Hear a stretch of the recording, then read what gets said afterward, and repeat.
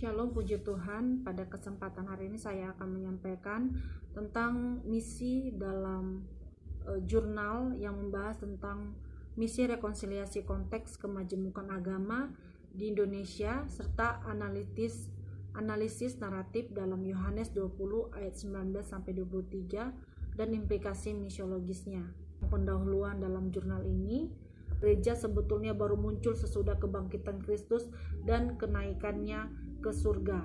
Metode penelitian yang digunakan oleh jurnal ini yaitu menggunakan metode hermeneutik kitab suci yang secara spesifik dengan pendekatan tafsir naratif atau narrative approach. Pendekatan ini digunakan untuk membedah narasi Yohanes 20 ayat 19 sampai 23. Nah, kemudian kita masuk ke dalam slide pembahasan di dalam jurnal. Kemajemukan dalam realitas objektif masyarakat Indonesia yang mengakibatkan masyarakat Indonesia menjadi masyarakat yang plural. Dalam konteks masyarakat Indonesia yang plural ini, gereja harus hadir dan bermisi. Untuk apa? Untuk mendatangkan misi daripada Allah. Di dalam konteks demikian penting bagi gereja untuk menjalankan misi Allah secara sadar konteks pluralitas itu sehingga gereja menjadi relevan dan kontekstual. Adapun paradigma misi tradisional yang memahami misi sebagai kristenisasi atau conversion memerlukan reorientasi dalam konteks pluralisme di Indonesia. Reorientasi itu dilakukan dengan melihat akar yang mendasari paradigma misi tradisional.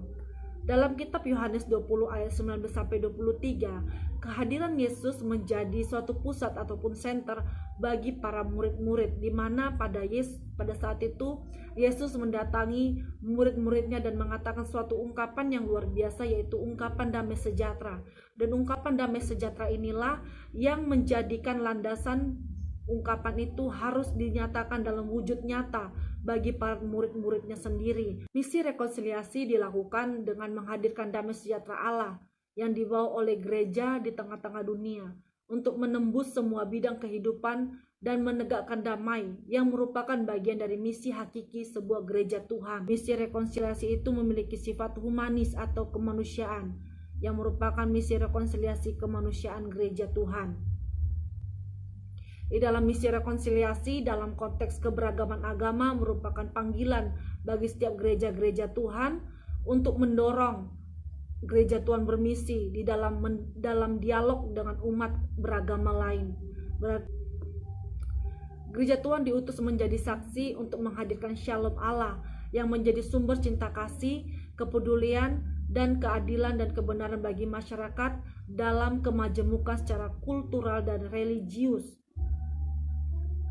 Misi rekonsiliasi dan perdamaian dihadirkan dengan membangun kebersamaan yang bermutu, diawali dengan hubungan ekumenis gereja-gereja yang damai dan penuh cinta kasih dan kepedulian. Yang berarti di sini menjelaskan bahwa misi rekonsiliasi bukan misi yang asal-asal saja dilakukan, yang sekedar bermisi saja, namun harus memiliki mutu, yaitu suatu hal yang wujud nyata.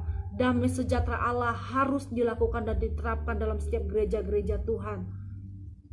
Dan kesimpulan daripada jurnal ini sendiri yaitu bahwa keseluruhan tulisan ini berupaya untuk menawarkan paradigma alternatif yang dihasilkan dari analisis tekstual di dalam Yohanes 20 ayat 19 sampai 23 dan bagaimana relevansi kontekstual dalam konteks kemajemukan agama. Ya, terdapat pergeseran paradigma atau shift misi dari paradigma.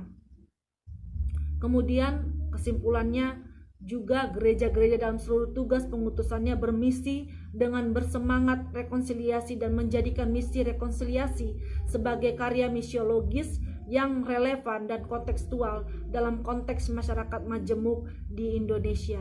Puji Tuhan, demikian presentasi yang saya boleh sampaikan pada hari ini, pada saat ini melalui jurnal di dalam Sinta Dikti yang membahas tentang misi rekonsiliasi konteks kemajemukan agama di Indonesia dan analisis naratif dalam Yohanes 20 ayat 19 sampai 23 dan bagaimana implikasi misiologisnya. Puji Tuhan, sampai di sini presentasi saya. Tuhan Yesus memberkati.